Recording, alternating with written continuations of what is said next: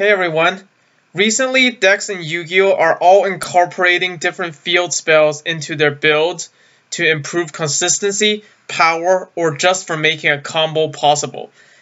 Examples include Gravekeepers, Dinosaurs, True Draco, Cosmo, ABC, Ancient Gear, TRICKSTAR, Invoked, SPYRALs, and countless others. After seeing how even the newest Lair of Darkness structure deck came with its own field spell, I decided to compile a list of the top 10 best archetype-specific field spells in the game. I understand a YouTuber named Mega made a similar list a few years ago, but seeing as the metagame has changed a lot since then, I decided to make my own updated list for the most recent meta for March and April of 2018. In order to qualify for this list, the field spell must be relevant to a specific archetype. However, this does not mean that the field spell in question must be used exclusively within that archetype.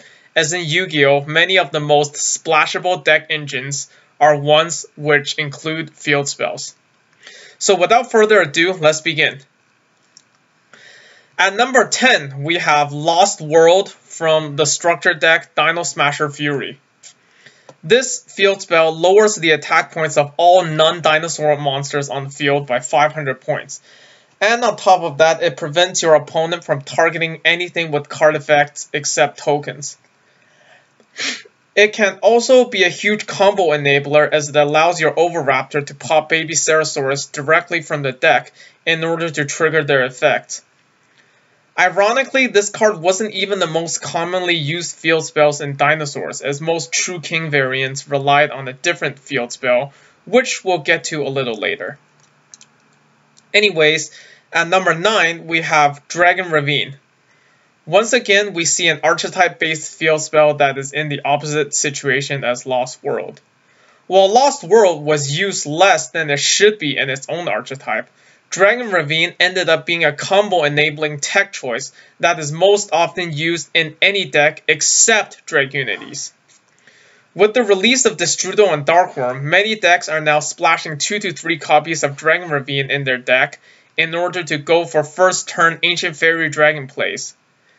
Ironically, Dragonics aren't even a major contender right now, even though this field spell was made for them, while most other decks that make use of this card end up becoming more explosive and more consistent. At number 8, we have Domain of the True Monarchs. When the Monarch structure deck first got released, I admit I wasn't too impressed.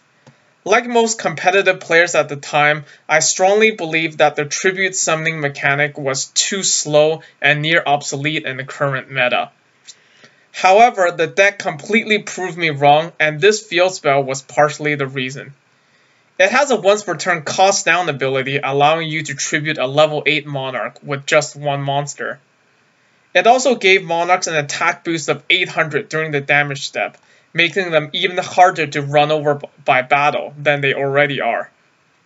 But the best part of its effect is how it acts as a floodgate. Monarchs don't usually rely on their own extra deck, but this card effectively blocked their opponent out of using their extra deck as well. So unless your opponent is also playing Monarchs, this card is essentially locking them out of the game. At number 7, we have another floodgate field spell in Necrovalley. Necrovalley is arguably the most confusing field spell to understand and apply correctly in practice, because of all the little things that seem to contradict different parts of the card's effect. Hence, it was the field spell that went through the most erratas on this list. Used mainly by Gravekeeper decks, Necrovalley essentially prevents your opponent from using their graveyard as a resource, making cards that banish from the graveyard, special summon from the graveyard, or add cards from graveyard to hand completely unplayable. On the other hand, Gravekeeper cards themselves usually have an exception clause that prevents them from being negated by Necrovalley. As a result, most opponents will have to go out of their way to get Necrovalley off the field in order to resume playing the game normally. At number 6, we have Magical Meltdown. This card is an automatic +1 when first activated, and has the potential to become an additional +1 when you play the card you can search from it. Magical Meltdown lets you incorporate the Invoked engine into your deck, as it searches for Alistair the Invoker, which further searches for the spell card Invocation, which in essence is polymerization on steroids. This engine is completely splashable and gives you the option of summoning powerful boss monsters such as Invoked Mechaba, which is a real pain to get over. In addition, Meltdown also protects your fusion summon monsters from destruction, further adding another layer of invulnerability to your fusion monsters. At number 5, we have Union Hangar. Union Hangar is the field spell of the ABC archetype. Upon activation, it searches one of the ABC pieces, and whenever an ABC piece is summoned onto the field, Hangar automatically equips another piece to it right from the deck. This makes it similar to a Black Whirlwind, as both cards give its controller a +1 when a monster is summoned.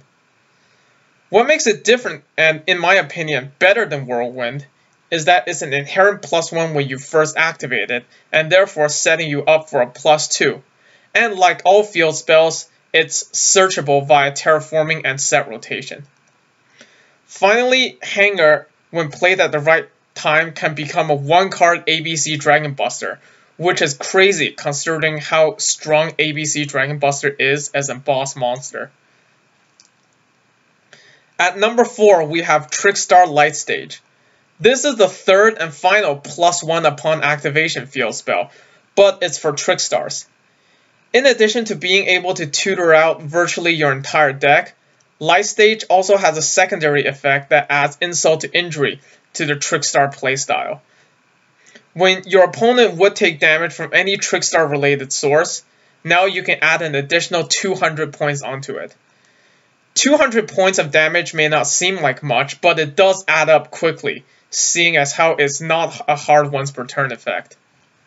Finally, Light Stage can target one set card the opponent controls and prevent it from being activated until the end phase, at which time it must either be activated or be sent to the graveyard.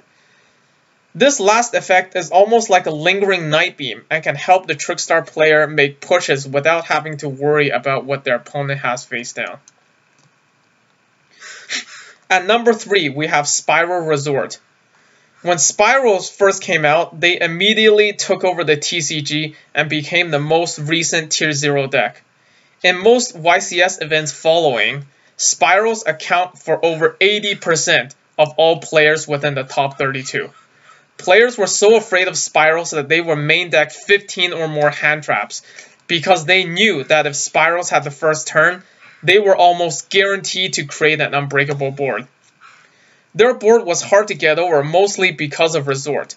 SPYRAL Resort protected all SPYRAL monsters from targeting effects, hence making cards like Effect Veiler next to useless. Like Trickstar Light Stage, Union Hangar, and Magical Meltdown, it gave the player a +1 from the deck. But unlike the other 3 field spells, however, Resort is a +1 every single turn. Seeing as how self-sufficient almost every other SPYRAL card in the deck is when it comes to spamming out a huge combo, opening with just this one field spell is often more than enough to secure a win. At number 2, we have Lair of Darkness. I spoke about how good this field spell was in one of my previous videos, and my opinions on this card are completely unchanged. Lair of Darkness allows you to tribute your opponent's monsters as cost to activate your own card effects. This means that even if they negate the effect of a card you activate, they do not get to keep their monster. Furthermore, being forced to pay the cost for a card that ultimately hurts you or benefits your opponent is like the biggest insult to injury in the game. Lair of Darkness essentially forces your opponent to take a double minus. On top of that, at the end phase, Lair generates a number of tokens for you to tribute and make more pluses with next turn. Clearly a field spell and a class of its own. Before we get to our number 1, I would like to give an honorable mention to KYOUTOU Waterfront, or as most players like to call it, Kaiju Waterfront. As its name might imply, it's a field spell for the Kaiju archetype. It has a pretty cool effect here and there and can search Kaijus out of your deck to get rid of your opponent's boss monsters. But my biggest dislike with this card is that Kaijus are an inherent -1 and are often the last resort option to deal with a powerful boss monster that is protected from destruction and other forms of removal. Also, Kaijus are rarely played as their own standalone archetype and are often splashed into other decks, so that further reduces the usefulness of this card. Not to mention, they have Interrupted Kaiju Slumber, which does something similar anyways. Finally, at number 1, we have obviously Dragonic Diagram. When we talked about Lost World at number 10, we mentioned that most dinosaur decks used another field spell in their deck, and here we have it. Diagram is one of those cards that can search so many powerful cards, including Masterpiece, Agnimazut, and many others. It is so good that many players often splash Diagram and True King cards into their deck as a standalone engine.